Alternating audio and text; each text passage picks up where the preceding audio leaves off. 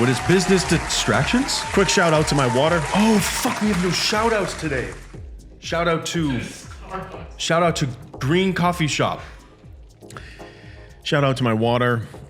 How to avoid business distractions. What does that mean? What does that mean, Andy? What does that mean? What does that mean? What do you mean by that? That means in business, you always have to keep your eyes on the prize, Yes. your eyes on the goal. If you have a goal in the beginning of the year, you need to keep grinding and keep pushing until you hit that goal. Don't be like the fitness, New Year's resolution folks that stop going to the gym after a month. You need to stay the course, keep moving forward. Another way you can get distracted if you're constantly getting distracted by outside influences that can steer you off the train tracks. What I mean is if you have a strategy implemented and a budget applied towards said growth for your company, 3-4 months in, you see some slick talking guy that works in his basement talking about Facebook ads. And then you're like, goes back to marketing. And then you're like, oh, whoa, hey, what am I doing? And then what's happening is you're getting distracted in all different directions. And then you call up the slick talking guy in his basement in his t-shirt with a British accent. And you're like, can you help me? He's like, well, absolutely, let's do it. And then you go with that guy. 3 months in, you see another ad for another guy, another guru, and then you go with that, and you go with that, and you jump. This other guy's in a Lambo, so you're like, oh, he's gotta be really good. You need to stay the course and let things progress and get better with time. There is way too much distraction out there, and you need to sort of put on the blinders to allow you to move forward with the said strategy that you already planned on doing for that year, that season, whatever in your business. Now, outside of marketing and whatnot, Steve Jobs said it best. I don't remember, there's noise and then there's signal. That is kind of what I want to focus on a little bit. That's a better way to put it. Yeah, because in a business, and this is a big reason why people delegate, because as we're in the process of doing it right now. Right, we're growing a business, right? And I see myself just in my personal point of view in the day, I give myself a certain amount of time to work on certain things, and I'm noticing that the noise is piling up. It's piling up. I'm doing catch up. I'm here. It's taking away time from the signal, right? The signal is what's going to allow the company to grow. It's the signal that's going to be, productive as an owner, right? There's a difference. There's a big difference. And he said it best. You got to focus on more of the signal, less of the noise. And that comes with delegation. When you're starting a business, you're a startup, you're a medium-sized business already. You hire people in order to take care of the noise, in order to be the noises, or in order to have the responsibility of the noise, right? Of everyday tasks that pile up and stack up. You hire people to take care of that. And then you can still focus on the signal, right? As a business owner, there's a point in time where you realize, and this is like the distraction thing Andy's talking about. As a business owner, you'll notice there's a point in time where you have to decipher what is the signal and what is the noise. Once you do that, that's when you start hiring. Then you can continue working on growth, because growth should always be your main focus. Revenue, hiring more salespeople, hiring a salesperson, hiring biz dev, running more ads, hiring an ads person. Right? Implementing just an overall growth strategy. It could be that you're going on a hiring spree, or you're trying to fully staff to be able to handle the growth that you're expecting, or you see the growth coming in and you're trying to urgently staff, but don't. Why is his phone connected to this? Oh, that was funny. We were both like, what the fuck? Samir Smith-Onion, his cell phone rang our headphones. That was kind of crazy. So as you were, I got totally distracted. Yeah, I don't even remember what the fuck we were talking about. I got so distracted there. So you have to have the discipline to not get distracted. Mm-hmm. Now, if you have like a trusted right-hand person that can evaluate opportunities for next year's strategy, that might be an option where you're not ignoring opportunities, but you don't have someone completely derailing you every 45 days because you're questioning yourself. You sort of have to have a level of confidence in your decision that you made, because you as a business owner made that decision, right? So you need to have the confidence in that strategy, what you budgeted for. It's almost like a blind optimism that you have as a business owner, and that's like one key thing that a lot of business owners almost have to have. Now we've started a ton of initiatives, new businesses, whatever it may be, right? And you start a strategy, you start that initiative within a business, and my whole outlook on it is it has to work, right? Especially if it's something that you're doing internally. If it's an agency that you hire, you do everything that you can in your power to make sure that thing works. You give them the reins, you provide them with supplemental value or whatever you can in order to make it work. But especially when it comes to something internal, if there's a new initiative, you have to make it work. It has to work. There's no option of it not working. That's how people start businesses, is they start a business and there's no other option for it, not to work. Now that thing, once it starts working, once there's almost like an instruction manual on how to do that thing, on what moving parts there is. Like I said before, that's where delegation comes in hand. You start this initiative, it becomes a integral part of your business, of the growth, of the operations, of the revenue, of the finances, whatever the fuck it is. You hire someone with that instruction manual that you created, and it's kind of like going in blind, right? You go in as a business owner. This is a thing that they have in their brain.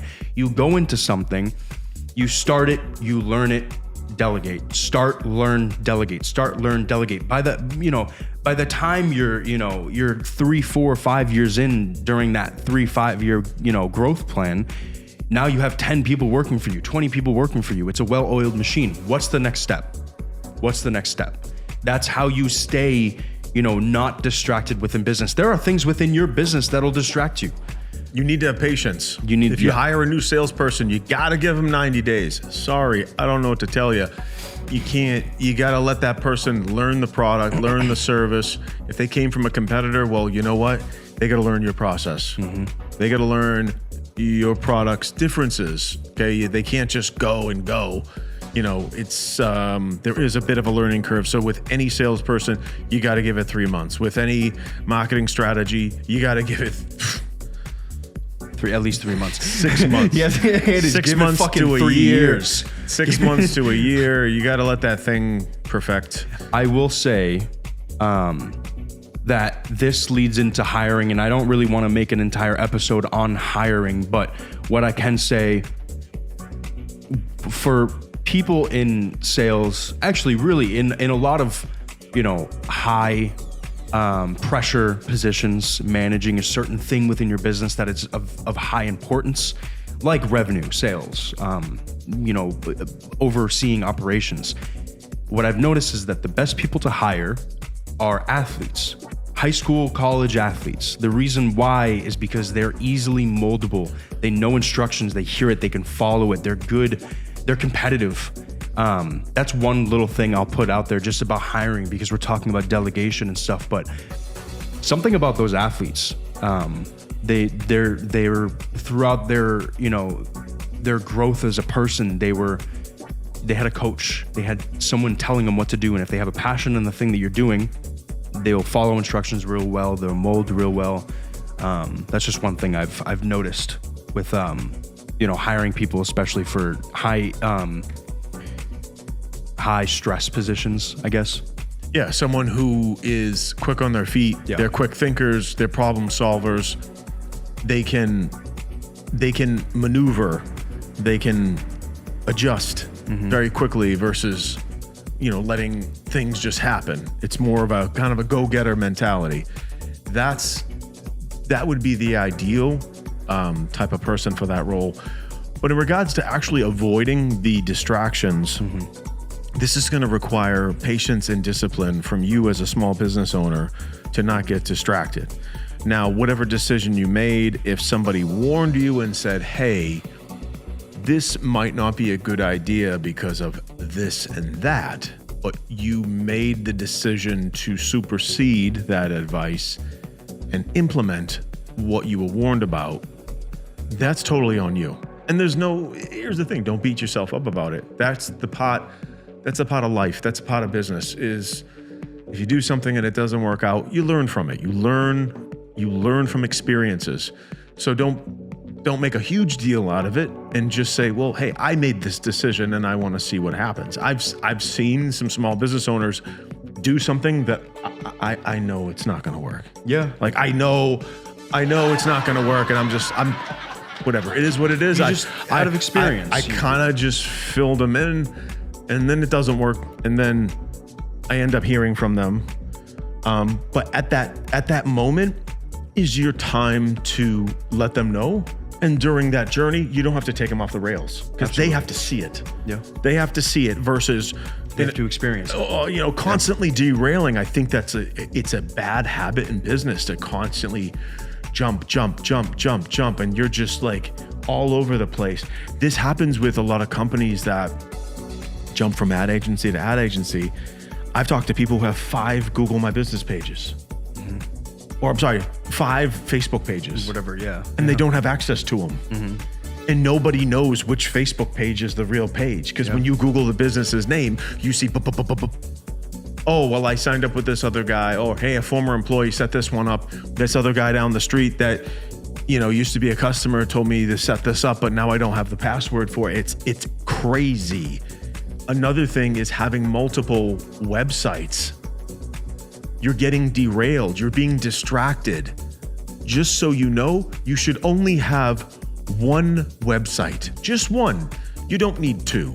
The only time somebody sometimes can get away with 2 is if the subdomain or the different domain that you're using is something like a .shop or a whatever, something separate, some add-on that you're using, some online portal or something that you use that feature, right? And you add it to the website. That's the only time that's really okay, because the more websites you have, the more you're going to dilute your relevancy, and the more you're going to dilute how many people find you.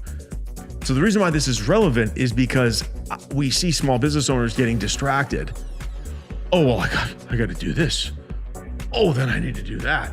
And sometimes all of those things that you're doing are creating confusion in the marketplace. Why? Let's talk for a minute. Why would you have 5 websites? What are you doing? Why do you have 5 websites? Years ago, there was a strategy called the microsite strategy. Ladies and gentlemen, microsite. The microsite strategy is extremely dated. Do not do it. You are a fool if you try to do this.